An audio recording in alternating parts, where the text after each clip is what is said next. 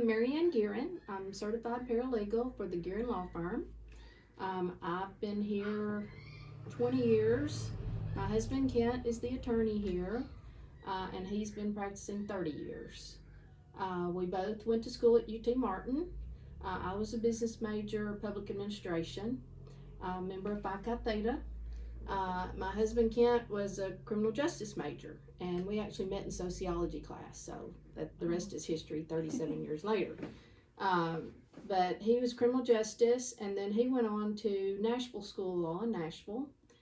We worked up there for a few years, and then we came back to Weakley County, and he started his solo practice. Mm-hmm. So he practiced with another UTM graduate, Jeff Parham, for many, many years, for about 20 years, and Jeff was elected to the bench in 2016. So he is the circuit court judge for our district, which is the 27th Judicial District. Right. So he came from our office, and since then Kent is a solo practitioner. He does so much work in civil cases, a lot of divorce work, but he also does a lot of criminal work, DUIs, drug offenses, all types of things. We're a small town. We're a small firm, but there's a lot going on right here. We also do a lot of work for the university. Okay. A lot of kids come to town and they get in trouble, and we hate it for them, but they need help. Sometimes it's trouble with the university, in disciplinary factions, and sometimes it's just out in the community. Right. So we do a lot of that type of work. I don't know. What else do you want to know? Is this so with doing all that different work, does it change day to day, or does your daily schedule stay pretty much the same? Do you feel well, our working hours are the same. I'm in the office 90% of the time. Mm-hmm. Kent's schedule is varied. He's in court. He's a litigator, a trial lawyer, so he's in court a lot. And sometimes he's in depositions, and a lot of times they're held in this building. Sometimes they're held at the opposing counsel's offices. They do mediation quite often, and that would be at the mediator's facility normally. But he's in court a lot. And a lot of people think, how do you work with your husband and all that? But I don't see him much, because when he's here, he's with clients. Yeah. Meeting with clients, bringing new clients that come in the initial interview, or he's meeting with current clients just to take answer their questions and handle their case or prepare for trial or whatever ensues. So we don't see each other much. He's either with clients or he's in court. Right. And I handle the day-to-day in the office. Like I said, I was a business major, so I'm the business manager, you might say, in the office. There's a lot of bookkeeping that goes along with the law. Of course, we got to pay our bills, pay for our building, pay our staff, payroll. There's just something all the time. Yeah. Something going on all the time. Mm-hmm. Is this where you thought you would be when you went into public administration? Is this what you had in mind, or is this not where you thought you would be? When you're in college, you just think all kinds of different things. When I first got out of school, I worked in human resources for several years, probably about 10 years. And then during that time, Kent was in law school. I was working I worked for Peterbilt Motors that makes Peterbilt trucks in Nashville. And then we had our first child, and after the baby came, we wanted to come back this way because this is where our home is. Right. My family's Union City, and his is Greenfield, so we came back to the Martin area. Very nice. So after you got your degree, did you get any continued education or certifications before he started his practice and you started to work for him? Yes. Of course, he went to law school and passed the bar first time around, so we were tickled with that, and then started his practice. And like I said, we've got two sons, and when my youngest son started school, I took the paralegal certification test, which is an 8-hour exam. It's a lot of studying for it. It was a pretty big deal for me. It was. Right. So once I was certified, then I came here to work as certified paralegal. And I do have to do 10 hours a year of continuing education. Okay. And Kent does 15 a year of legal continuing education. Is that just conferences and it can and be training and conferences? Now so much of it's online. Right. I mean, we've been all over the country to conferences though for him, for sure. Yeah, yeah. What was the most recent one that you guys attended? We went to one in Bell, Colorado about 2 years ago.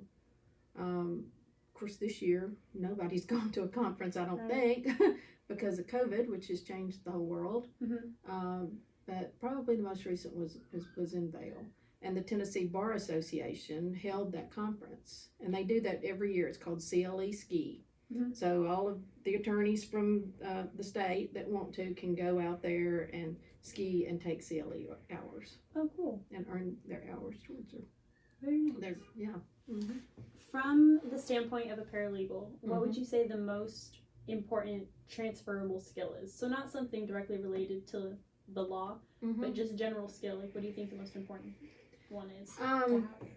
Confidentiality is the most important thing in our business. I mean, people trust us with so much, and everything is confidential that comes into this office. From the very first time we talk to people until they're out the door. Even if we talk to someone, we don't end up representing them and doing work for them, it's still kept confidential. So I think that's the most important. There's a lot of people skills here. People come in, some of them are happy. They might have just adopted a child, but a lot of people are in a bad way when they come in here. They have legal problems. So you have to be sympathetic of people, because people come in and they're not their usual happy self. You know, if they're going through a divorce or they've just gotten in trouble with the law, then they're in dire straits, and people's personalities change sometimes. You have to remember that and don't get caught up in it. You gotta have to be strong for the people that come in here. Right. Yeah. And Kent's really good at that. This dog, you're gonna have to mute that out somehow. So I think that's it. That you have to be sympathetic, and really you have to have a strength. Yeah. Because people kind of fall apart sometimes, and you just kind of have to say, hey, we're going to have to get it together here. Right. What would you say the biggest lesson you've learned is? Oh my gosh. I'm almost 60. I've learned a lot of lessons. If we learn from mistakes, we're all going to be geniuses eventually, too. So, I don't know. I should have looked at that. The biggest lesson I've learned. Well... Specific to your field. How about biggest lesson specific to my field is you should never assume anything, ever. Okay. If someone comes in and you think they've paid a bill or you think they've paid their fines at the courthouse, don't assume that they have just because you think they would have done it. Right. You should always follow up and make sure that things are done. Don't assume that things are done. If people call in and they say I went here yesterday, and you would assume that yes they did, that you still have to follow up and make sure. Right. You have to. You cannot assume things. So would you say that you don't take people for their word? Like everything needs to be double checked? A lot of things. No, I wouldn't say that. Not for everybody. Some people you can't take their word for anything. Yeah. But no, I wouldn't say that. You can't ever do that. I'm just saying you can't assume things. I don't know how to explain that better. Just don't assume that what you see is the way it is. Okay. Because some things they're not the same on the inside as they appear to be on the outside. Right. Yeah. Do you have any advice you would give for someone who's looking to be a paralegal or go into law? Yeah. Prepare yourself with education, and be patient with people, and it's harder than it looks. It's not a party every day. It's a very serious business, and it should be taken seriously. Everything you do should be taken very seriously because it affects people's lives in a big way. Yeah. That's good to keep in mind. In general, even though it is a very serious field and there's a lot that you have to know and keep track of, are you happy with where you are? Do you like your job? Oh, yeah, I do. I love it. And I'm fortunate we're a family-run business. Right. I can have a kennel in my office, I am fortunate in that way. But Kent, he wanted to be an attorney his entire life. I mean, his mother would tell you, before he even started school, he wanted to be an attorney. And not many people are actually doing what they always wanted to do. Right. Not everybody can even go to law school and pass the bar, But he's doing exactly what he wanted to do. And I just think that's awesome. And it's hard. Some days he gets really stressed out and You know, it's a big burden owning your own Mhm. business, and he takes on the burdens of others every single day. But I think he's very happy where he is. And I'm happy where I am too. Like I said, I started out in human resources, and I really did love that. Yeah. And I get some of that here. It's just on a smaller scale. Right. You know. Yeah. But a good business degree, you can do whatever you want with it. You Right. truly can. Do you think he had always planned on owning his own practice? No, not necessarily. No. He worked for some of the large firms when we were in Nashville. Mhm. Before we moved back here. But when we came back here, he first worked with an older attorney in Dresden, and then he decided to move his practice to Martin, and that's when he went in with Jeff Parham, who I was telling you about, who was our friend at UTM.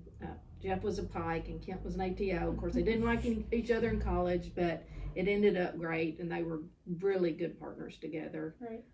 And they bought this building and practiced together for so long. And then when Jeff left, we ended up buying him out and staying here, of course, because Jeff's doing a government job now, and we're still in private practice. But I think that Kent is exactly where he should have ended up. I truly do.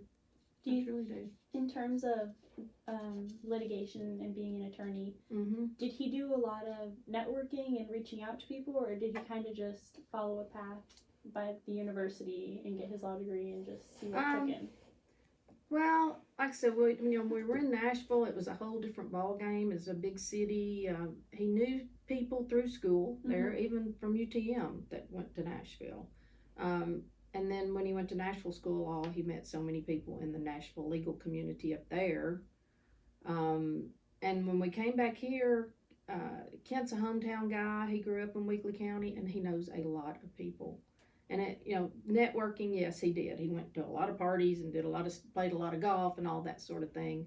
But word of mouth is what helped his practice grow. Okay. When you do good work one day, then the next day people come to you and want people are in the courtroom watching when he's litigating, and they know that he's good, and they refer, and he'll even get referrals from people that he was against at one time. So that's good referral. He's done very little advertising through the years. Just like I said, word of mouth is his main source. So he's been fortunate on that too. He truly has. Yeah. Well, that's really all I had. Okay. I really appreciate your time here. Sure. I feel like we got really good stuff. Yeah, you girls. So thank you. I'll just talk your ears off. You just have to be careful. You're good.